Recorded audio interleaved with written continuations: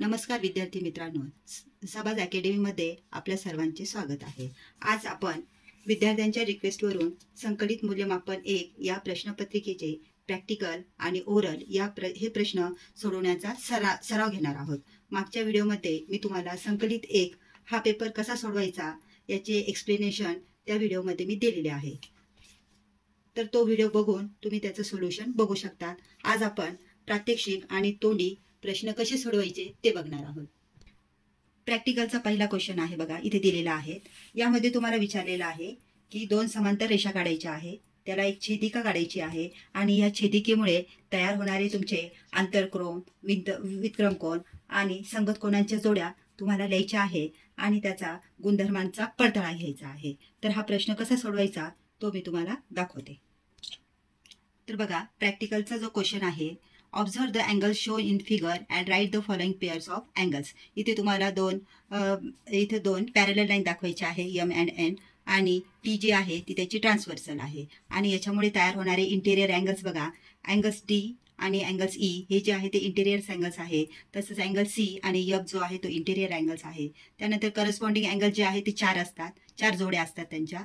मग याच्यामध्ये बघा, ए आणि ई जी आहे ही करस्पॉन्डिंग अँगलची जोडी आहे, तसेच बी आणि एफ, डी आणि एच आणि सी आणि एफ हे जे आहे 4 जोड्या करस्पॉन्डिंग अँगलच्या आहे।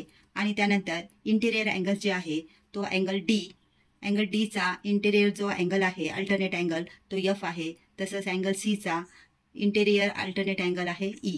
म्हणजे ह्या 2 जोड्या तयार झालेल्या आहे। आणि यानंतर तुम्हाला ओरलसाठी प्रॉपर्टीज ऑफ अँगल तो तुम्हाला इथे चेक करता येईल बघा। जर आपण अँगल डी आणि अँगल ई जर बघितला तर यांचे हे 2 आंतरकोन आहे, यांच्या कोणांच्या मापांची बेरीज 180 अंश असते। म्हणून बघा, त्याची जी प्रॉपर्टी आहे अँगल डी अधिक अँगल ई बरोबर 180 अंश, तसंच अँगल सी अधिक अँगल एफ बरोबर 180 अंश ही त्याची प्रॉपर्टी आहे।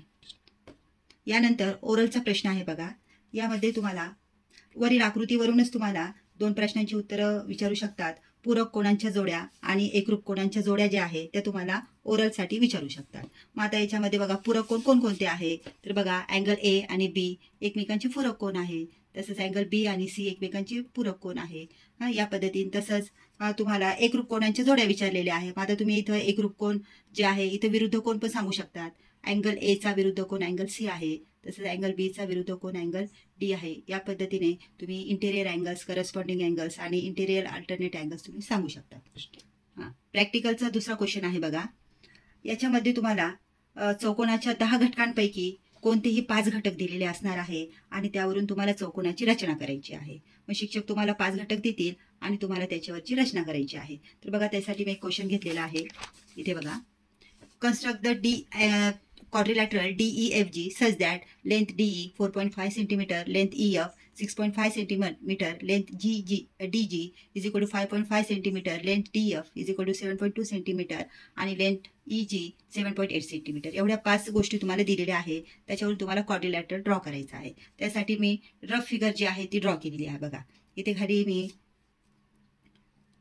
DE बघा, DEFG हा रफ फिगर काढलेली आहे। इथं जी आहे EGचं माप, EFचं माप 6.5 घेतलेलं आहे, GFचं माप 7.2 घेतलेलं आहे। एक तुम्हाला डायगोनल दिलेला आहे 7.8 सेंटीमीटरचा आणि 4 साइड्स दिलेल्या आहेत। मग याच्यावरून कन्स्ट्रक्शन कसं करायचं ती फिगर मी तुम्हाला दाखवते आहे। तर बघा, कन्स्ट्रक्शन कसं करायचं आहे, इथे आपण सर्वात पहिले बेस घेत असतो, त्याच्यामुळे ई आणि एफ जो आहे 6.5 सेंटीमीटरचं पहिले तुम्ही रेषा मारून घेणार आहात। त्यानंतर कर्कटकमध्ये 7.2 सेंटीमीटर अंतर घेऊन तुम्ही एक आर्क तिथे तयार करणार आहात। त्यानंतर ई पासून 7.8 सेंटीमीटरवर दुसरी आर्क, पहिल्या याला छेदणारी दुसरी आर्क घेऊन इथं जी बिंदू तुम्ही स्थापन करणार आहात। त्यानंतर इथून जी पासून तर डी, आता आपल्याला डी बिंदू स्थापन करायचा आहे। मग कर्कटकमध्ये 5.5 सेंटीमीटर अंतर घेऊन इथे आर्क ड्रॉ करायची आहे आणि नंतर कर्कटकमध्ये 4.5 सेंटीमीटर अंतर घेऊन ई पासून पहिल्या आर्कला छेदणारी दुसरी आर्क काढायची आहे आणि डी हा बिंदू तिथे स्थापन करायचा आहे। आणि नंतर ई आणि जी जोडल्यानंतर इथे आपल्याला डायगोनल भेटत असतो, तसंच आपण डी आणि एफ हा डायगोनल ड्रॉ करू शकतो। त्यानंतर ओरलचा प्रश्न आहे बघा, याच्यामध्ये तुम्हाला आपण जी फिगर ड्रॉ केलेली आहे त्याच्यामधूनच तुम्हाला चौकोनाच्या सम्मुख बाजू म्हणजे अपोजिट साइड्स जे आहे त्या तुम्हाला लिहायच्या आहे आणि चौकोनाच्या कर्णांची नावे म्हणजेच डायगोनलची नावं आपल्याला लिहायची आहे. तर बघा याच फिगरमध्ये मी तुम्हाला सांगते की अपोजिट अँगल्स, आता हा क्वाड्रिलॅटरल आहे DEFG, याचे अपोजिट अँगल्स कोणकोणते आहे? अँगल D चा अपोजिट अँगल आहे अँगल F, तसंच अँगल E चा अपोजिट अँगल आहे अँगल G. हे झाले अपोजिट अँगल्स. त्यानंतर तुम्हाला डायगोनलची नावं विचारणार आहात. तर इथे डायगोनल्स कोणते आहे? D आणि F हा जो आहे तो डायगोनल्स आहे, तसंच E आणि G हा सुद्धा डायगोनल आहे. अशा प्रकारे आज आपण संकलित मूल्यमापन 1 याचे प्रॅक्टिकल आणि ओरल कसे सोडवायचे ते आपण बघितलेलं आहे. थँक्यू.